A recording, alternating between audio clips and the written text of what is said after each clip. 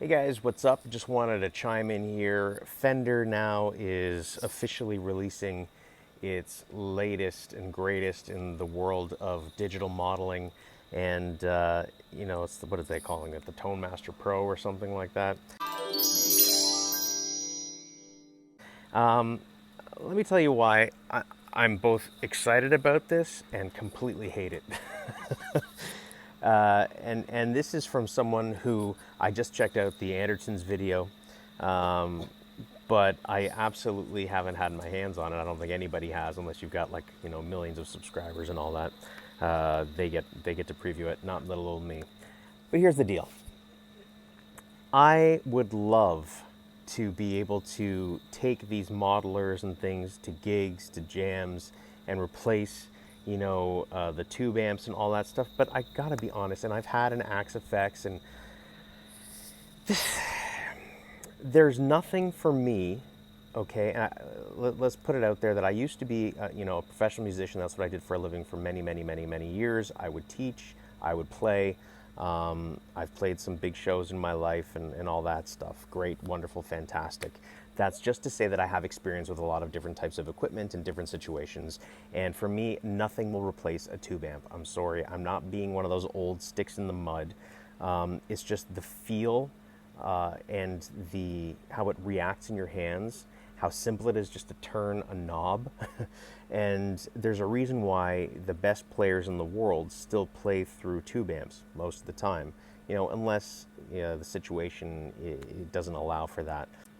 I've been messing with the Boss, ME90, as a lot of you guys have seen. I have the Line 6 XL Stomp, which is the Helix technology. I've had a Pod Go.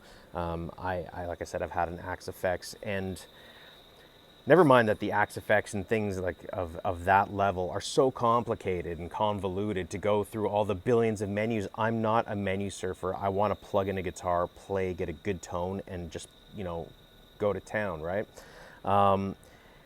It's just such a pain in the ass to have to do that and spend so much time with all these tones, and then you show up at a gig, so you've got everything set at home or at your rehearsal space. You show up at a gig, and depending on the shape and size of the room, how many people are in the room, what's going on, you need to adjust things, and then you got to go through all the parameters to do it. I'm sorry, but that's just impossible.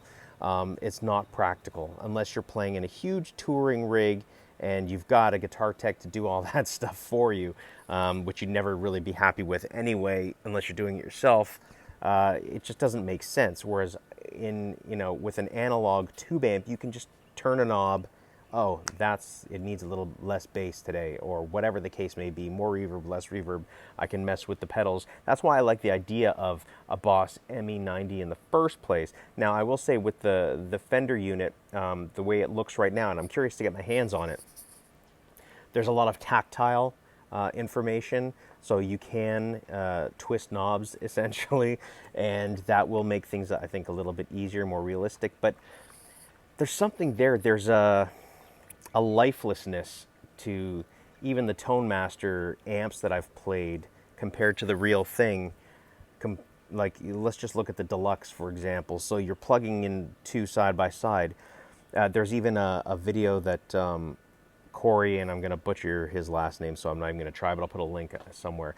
Congilio, I think. He did a thing with the Princeton Tone Master and a real deal Princeton, and it sounds okay, but it doesn't have that breadth of the tone, the bloom of the note. It's just missing. And these guys, at Fender, they've got a crazy budget for this, and everyone else. I mean, Line 6, all these other people. So super talented people. I'm not putting anybody down. And you can get a tone, absolutely. As you can see, like I've played even the Boss ME90, which is, I guess, considered a more budget, dumbed down version of this stuff. You can get a decent tone out of it that's convincing for the audience. But I'll tell you, never once while I was playing did I feel like, yeah, I'm comfortable, or I'm playing, it's just like I'm playing through an amp, or whatever the case may be. If I was playing through my amp, and I've had bad nights with amps too, where you're not getting your tone, but that's usually when you're playing through someone else's gear. When I'm playing through my own stuff, like a good tube amp, nothing beats it, man. And the one drawback for these things are that they're heavy as hell. You know, even the small ones, there's some serious weight to them. Hey, man, at least it keeps you in shape, right? As you're getting older.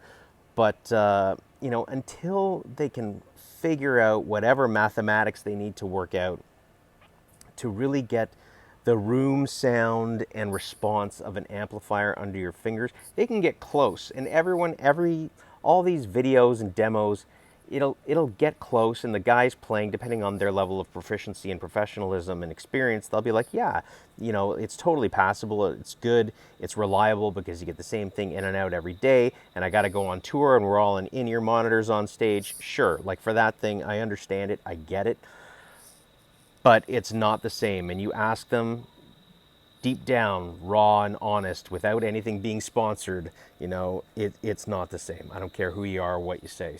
Do you feel like, you know, you've A-B'd rigs and you're getting the same or better response? Now, the versatility, they're like Swiss Army knives. You've got every sound under the sun. Again, they're not all created equal, and sometimes the individual effects just sound better. As good as the ME90 is, and the more time I spend with it, it's just not the same in going direct and using the preamps as playing through an amp. It's cool, it's handy, it's easy to be able to plug right into a recording interface, but it is not the same. I challenge anybody out there to tell me that it's the same or better in terms of quality of tone.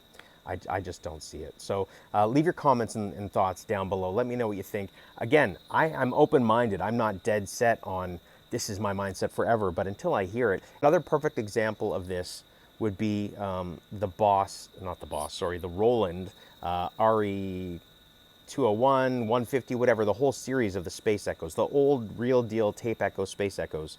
I don't care, Strymon, all these companies are amazing, but no one has nailed the sound, to me, to my ears, the feel of, and the response of playing through the front end of Space Echo digitally.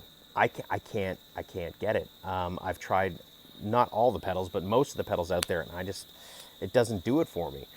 It can sound cool and good and passable, but it's not magical. And that's what I'm looking for when I'm playing. I'm looking for something inspirational and magical. And when you plug into a tube amp and real deal effects, you get inspiration. And I'm not talking about ethereal sort of sounds that are fun to noodle with and you're never really going to use live. I mean, that's cool stuff, but I mean, give me a break. In terms of real tones that you use on a day-to-day basis, I need something that's going to inspire me to play better. That's ultimately what this is all about. The audience, I'm not going to say who cares about the audience, because my point is they don't know the difference.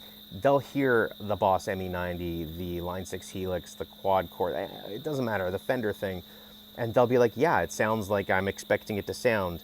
But as musicians, we need to be inspired by the sound, and it's just not quite there yet for me. Convince me otherwise. Leave it in the comments down below, subscribe, and I'll keep coming at, I keep trying and keep experimenting to try to get as close as possible as I can to the real thing. But until then, later.